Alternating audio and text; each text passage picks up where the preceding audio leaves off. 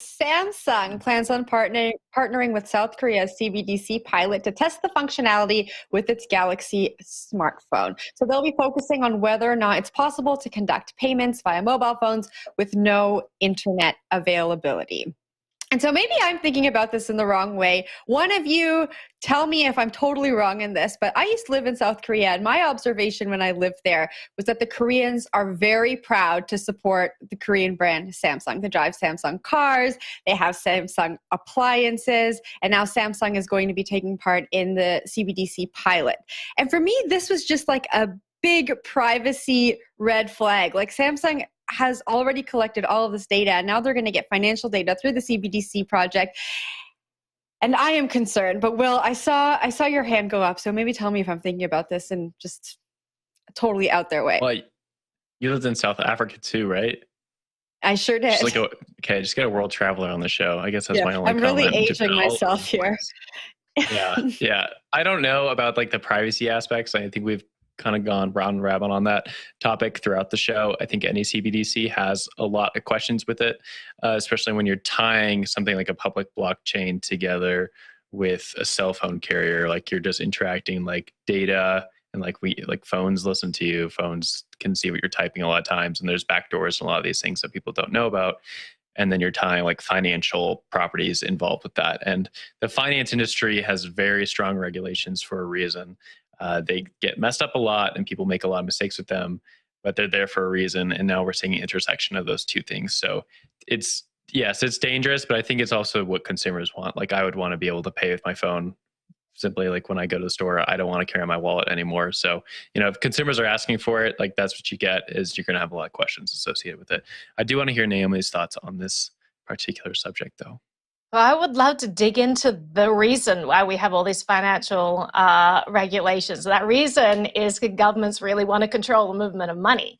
So I think that you're probably right, Jen, but I don't think it's anything out of the ordinary from anything we've seen with any other CBDC that's being proposed out there. I think, honestly, this is a play to kind of eliminate cash and be able to fully control the movement of money in a much more comprehensive way. I think that, integrating with Samsung, it makes sense. People want their stuff on their phones, but people also want to be able to have like a million different apps, which are giant privacy holes on their phones. They want to be able to have a microphone that's just connected seamlessly. They want to be able to have all these things.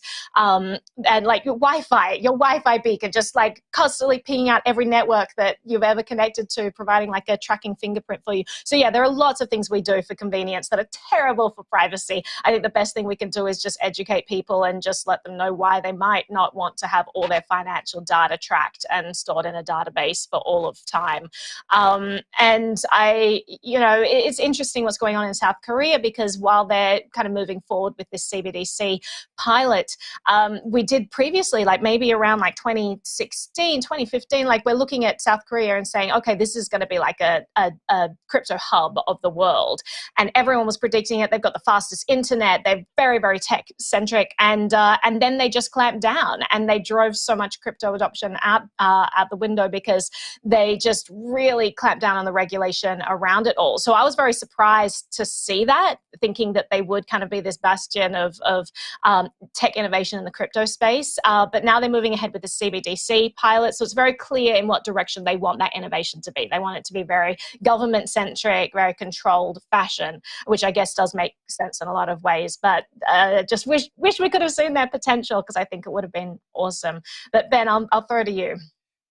Yeah, I thought two parts of this piece really stood out to me.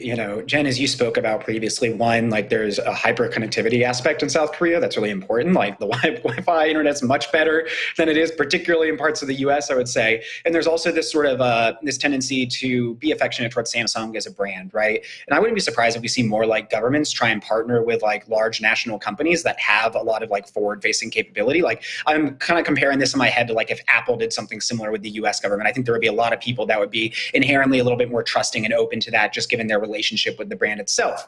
The secondary part of this that I thought was interesting is the testing, and the Samsung explicitly said this, the testing of like offline transactions and how that might work. I think that's a really interesting idea in the sense of just seeing how that functionality might go and how it might even be possible. And maybe I'm missing something here, because like you can't even do that with banking generally right now, right? Like our standard commercial banking apps are incapable of moving money around when you're offline or not connected to data in some way. And it kind of harkens back to, looking at the Puerto Rico story we were talking about earlier, traders that Dan talked to were saying like, what's not great for doing crypto and trading in Puerto Rico is like rolling blackouts where you lose Wi-Fi for like hours on end potentially, or your internet and stuff like that. So this seems to be interesting to me on those two levels as indicative of like what areas CBDCs are being played in, and then also like how countries might get people to actually adopt them. So those are just two data points I'm taking away from this one.